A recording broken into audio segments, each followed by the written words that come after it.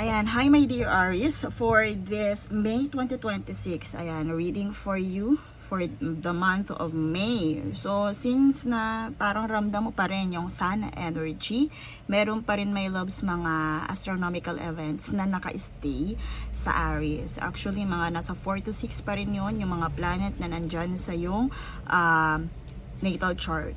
So, this month, my loves, parang nafe-feel mo, andun pa rin yung pagka main character energy, pero parang may mga nangyayari behind. Okay, behind the scene, may mga nangyayari. So, sa simula ng month, my loves, for Aries is, syempre, andun pa rin yung effect ng sun. Andun pa rin yung passion, and pwede, my loves, na ramdam mo pa rin talaga yung natural fire mo.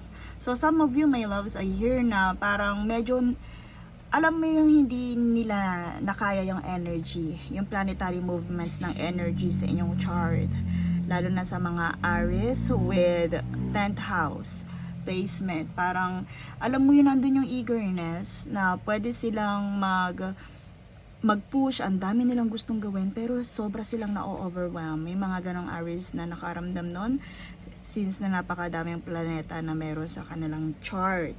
So, nandun yung urge na gumalaw, mag-decide, mag-take charge, pero may iba is parang mas pinili na lang na, alam mo yun, yung pagbigyan yung sarili. Lalo na sa mga Cancer rising na may Aries in kanilang natal chart, parang mas gusto nilang in-nurture yung kanilang sarili kahit ang dami nilang gustong gawin, or ang dami nilang nafe-feel na responsibilities, is mas parang nandun yung choice na sa dinami-dami ng pwede nilang gawin is alam mo yun, yung i-comfort na lang nila ang kanilang sarili at pinili nilang magpahinga. Pero habang papasok yung season ng Taurus, my loves, parang nandun yung naririnig mo na ulit yung kumbaga naglaylo ka this past month, my loves, or yung recent months.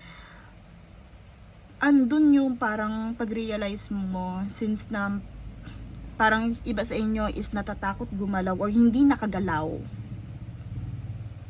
dun na mo marirealize na hindi lahat ng galaw or action is kailangan mabilis. Doon na pwede, my loves, na alam mo yun, ma-realize mo or marinig mo na, ma-enlighten ka. Kasi some of you, lalo na sa mga Aries in 10th house, nagigilty kung nagkakaroon sila ng leisure time. Lalo na doon sa napakaraming mga astronomical events na nangyari. Parang na-overwhelm ka, pero doon mo na-realize, since imbis na mag-guilty ka, my loves, dun mo marirealize na hindi lahat ng actions kailangan mabilis. Minsan, power ang kailangang magstay para maging still. Kumbaga, andun pa rin dapat, aligned pa rin. So, sa ating mga Aries dyan, kumbaga, kung nafe-feel mo right now na parang pagod ang iyong energy, ang dami mong gustong gawin, so be still, my loves, kasi kahit ano yung gustong gawin or yung minamanifest mo ngayon, Aries, is parang may mga nangyayari behind the scene. So, yung energy, my loves, ng Mars, nandyan pa rin. Kaya medyo intense pa rin yung pakiramdam. Pero you're starting to realize na yun nga, hindi mo kailangan magmadali. Andon yung drive, my loves, medyo restless yung isip, my loves. Pero yun nga, kagaya ng sabihin natin yung realization ngayong month na hindi lahat ng actions kailangang mabilis, my loves, is parang matututunan mong hindi maging aggressive. So this month, mas about controlled fire siya. Your fire, Aries, my loves. So yung alam mo na kailan dapat i-take, saan dapat gamitin yung iyong energy, and kailan dapat huminto. So, isa yun sa mga blessings mo ngayong month, Aries. So, sa full moon naman, may something na parang biglang mag-aaha moment o magkiklik sa'yo. Parang bigla kang malilinawan, my loves. It's either feelings, my loves, or isang situation na matagal mo nang iniisip na biglang mag-a-appear sa isipan mo, sa iyong ideas, my loves. So, kahit na fiery ang energy mo ngayon, Aries, medyo emotional, okay? When it comes to enlightenment. When it comes to, alam mo yon, yung aha moments na to, may halong emotion na parang ngayon mo lang siya marirealize. And pwede din, my loves, blessing din yan, na parang bigla kang magbabalik tanaw na eto na pala yun, eto na pala yung mga wishes ko, or pwede may darating, my loves, pwede may blessings na parang marirealize mo, hala, eto yung winish ko 5 years ago. Okay, so sa pagdating, my loves, ng new moon, may mga reset energy or kailangan mong mag-reset ng energy. Hindi ganoon ka, sabihin natin, ka-loud yung transformation or yung new beginning for you, Aries. Parang ito, yung sa mga human faces, sa human faces natin, sa new moon ngayong may loves, is parang tahimik lang yung iyong changes. Pero alam mo, genuine yun. So may mga bagay kung minsan yung parang bigla kang hyper pagdating doon sa mga goals mo. Pero dito, may loves, parang, alam mo yun, yung, antag dito, unti-unti. Okay, pero alam mo may transformation, alam mo may new beginning na. So tahimik siya pero mas totoo ang new beginning para sa iyo, my loves. So parang universe gently saying to you, Aries, you can begin again, okay? So, but this time, mas aligned ka na. Napakaganda ng blessings. Mas stable, my loves, ang energy for you, Aries. So, hindi lahat ng fire ay kailangan magliyab. Yun ang isa sa mga marirealize mo right now dahil nga napaka-fiery ng energy mo, lalo na galing ka sa isang astronomical main character energy sa sobrang dami ng planets sa iyong zodiac, Aries. So, mas fire, kumbaga mas may fire yung, alam mo yung still fiery ang iyong energy, but this time very consistent siya and matagal maubos, unlike doon sa naging fire mo before na sobrang laki ng fire pero agad humupa. Dito, my loves, kung parang kumbaga may fiery energy but still consistent. So your lucky number, my loves, ayan, meron ka ditong 6 ba to or na? Teka lang. Ayan. Meron kang 6. Meron kang 11, my loves. And 1. So, may triple 1 ka, my love. 6, 1, 1. So, ito yung mga numbers na pwedeng magbigay sa'yo ng sign. Pwede maging lucky number mo this month of May for you, my Aries. So, let's see. Let's pull tarot cards for Aries.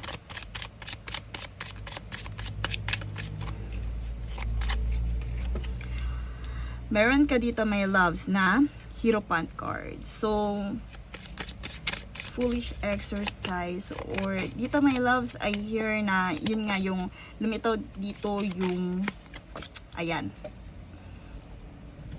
Lumitaw dito, my loves, yung foolish exercise. I hear dito, ha.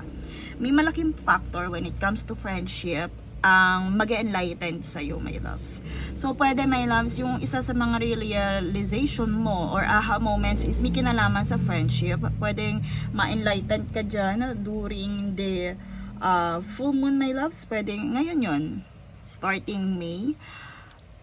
And you are, alam mo yung magigising ka ulit dun sa self mo na believe in your personal power and not the influences of other people. Not the influences or not driven by other people. I hear na pwede din may meron kang mga ma-discover na manipulation, my loves, for your friendship. May mag-illuminate na aha moment when it comes to your friendship. So, pwede din this May, I hear na lots of celebration upcoming, lots of events upcoming for you, my Aries. And meron ditong Hierophant card na kung saan is, alam mo yun nga, yung influences from other people, parang ngayon mo marirealize kung paano ka na manipulate ng ibang tao. Ngayon mo marirealize bakit weird yung connection nyo ng taong yon, bakit ganito yung pakikisama sa'yo ng tao yun, bakit ganun yung taong yun, or tama yung sinabi ng taong yun sa'yo. So dito, my loves, parang dun marirealize kung paano ka din ginamit ng mga taong nakapaligid sa'yo at kung sino ang totoong tao na kailangan ay na-appreciate mo in your life. I hear the vulnerability. Pwede may loves naging vulnerable ka sa mga taong ngayon.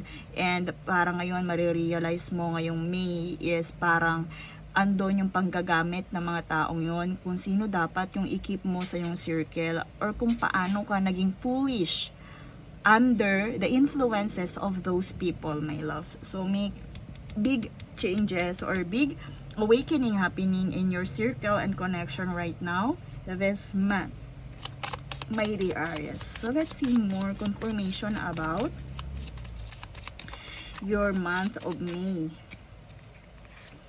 Wow, Sun card na naman, my loves. So, di mga nabanggit natin kanina, meron ka pa rin presensya, nandun pa rin yung energy ng Mars and Sun sa'yo.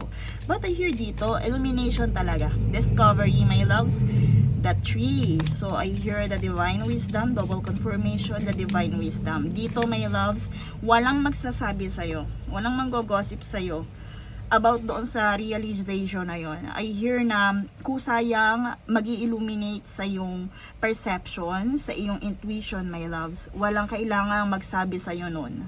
So, I hear, meron din tao na marirealize mo, pwedeng nandyan na yung taong yan, na, alam, I hear na mama bear, okay? Mama bear or papa bear, yung very caring na friend.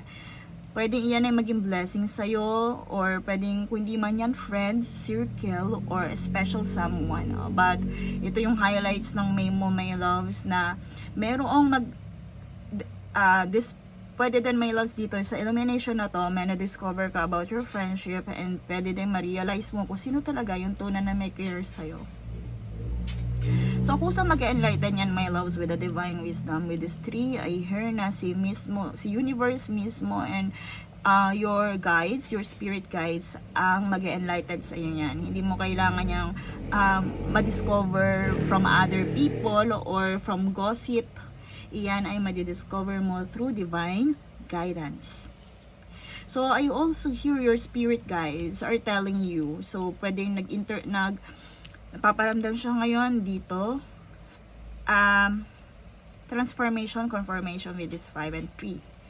Believe in your personal power, my loves. I hear na para sa'yo talaga to, yung reading na to, Aries, because of this boldness. So, I hear na you need to go back to your first plan.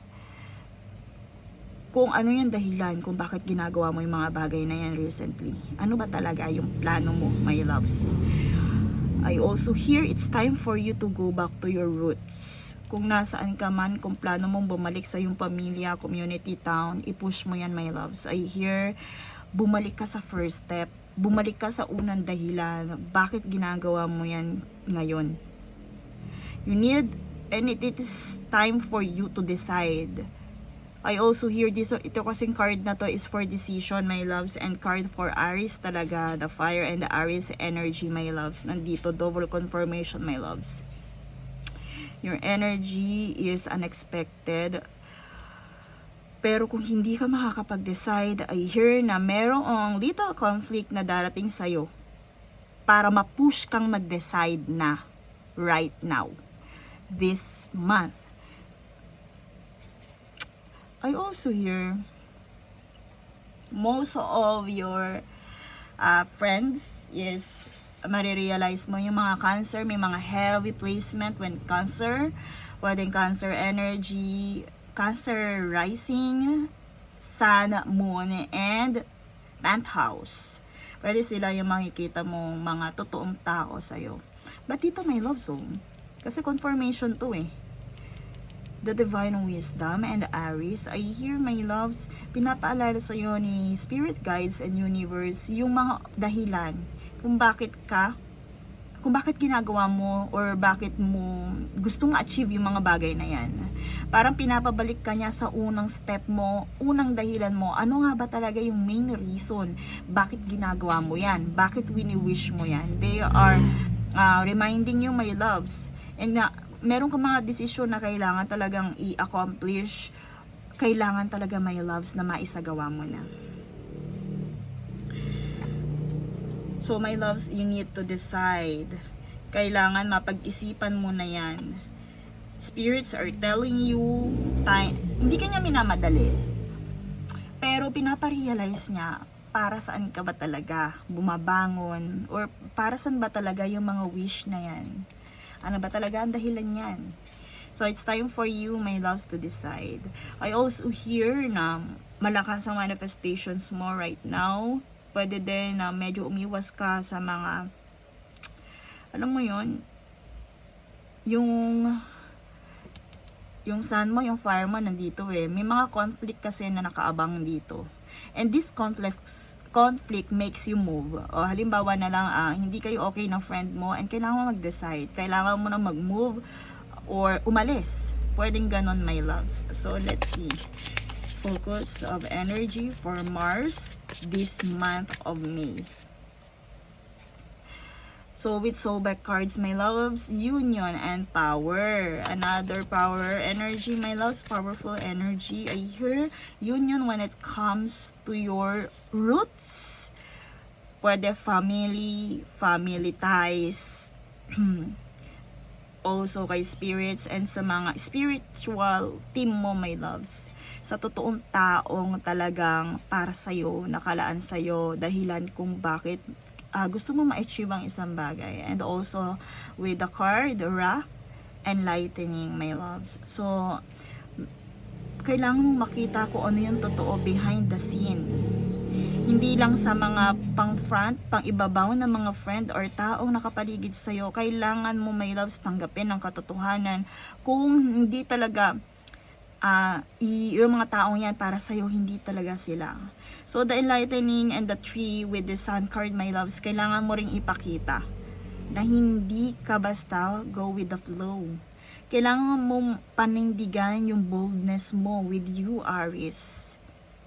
Alam mo yun, ako halimbawa sabihin na pinagtatanggol mo yung kaibigan mo, pero alam mo naman deep inside na may mali talaga yung kaibigan mo. Alam mo deep inside na yung kaibigan mo yung dahilan kung bakit parang nagkakaroon ng problem. Pero ikaw, dahil love mo yung friend mo, hindi mo yun tinatanggap or sineset aside mo yung mga bagay na yun. So it's time for you to enlighten. Pwede din, my love, sa relationship din ito, illumination, discovery. Kasi kailangan ng boldness mo dito and decision. Kailangan mong manindigan, my loves. But I hear dito sa union and power, hindi lang siya basta union sa iyong partners. Union to sa iyong mismong sarili, kung sino ka talaga. Kung ano talaga ang meron sa'yo. Kailangan mong panindigan yun, my loves. And you can attract your spiritual team and tribe. So, hindi lang to basta sa partner, pati dun sa mga tamang tao na nakadestined para sa'yo, my dear Aries. So, yanda ang sarili. Pwede, my loves, na meron kang conflict na kung hindi mo mapagdidecidean, may conflict kang may mararanasan kang conflict para alam mo, direct na makapag-decide na, para makapag-move ka na. So, kung ano man yung conflict na darating, always remember, ang dahilan niyan is para makapag-decide ka. Okay? So, always remember, my loves, ang dahilan kung bakit nangyayari sa yung mga bagay na yan ay para makapag-decide ka. So, let's see more.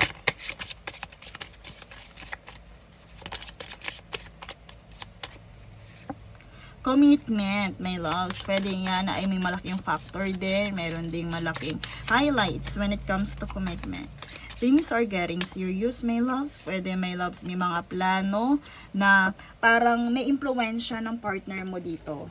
Yung pwede, my loves, sa pagkakataong to, yung partner mo ay pinupush ka sa isang plano na parang hindi mo pa, alam mo yun, yung hindi mo, ayaw mo itanggapin. Ayaw mo siyang pakinggan at first, my loves.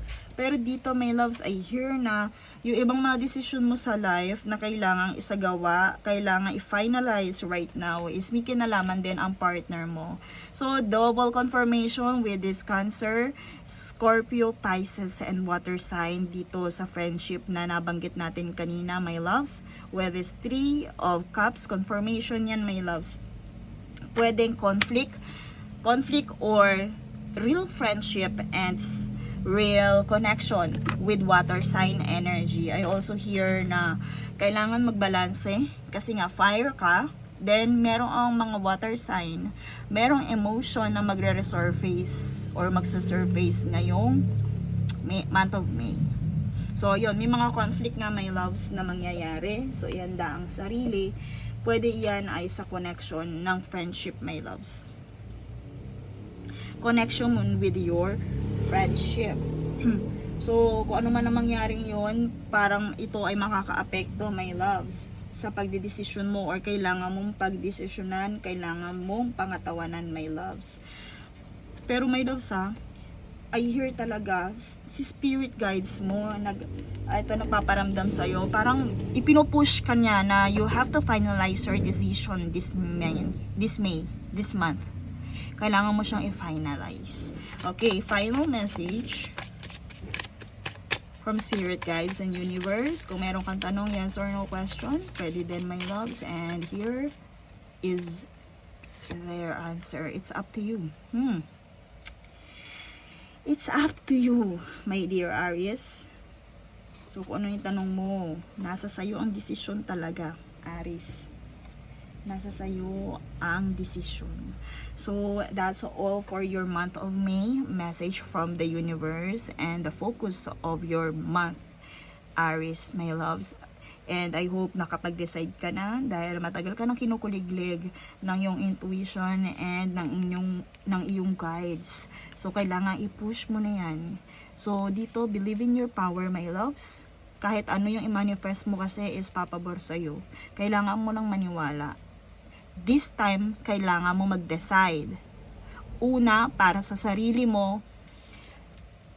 Pangalawa, para sa roots mo. Ibig sabihin, nandiyan din kasama family. Yung roots mo. Pangatlo, sa iyong long-term commitment. And hindi doon sa mga shallow friendship or influences from other people na parang makikita mo kung ano yung tunay na intention nila.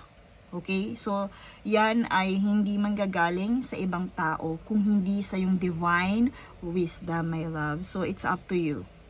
That's all for you, my dear Aries. Thank you so much and see you in my next one.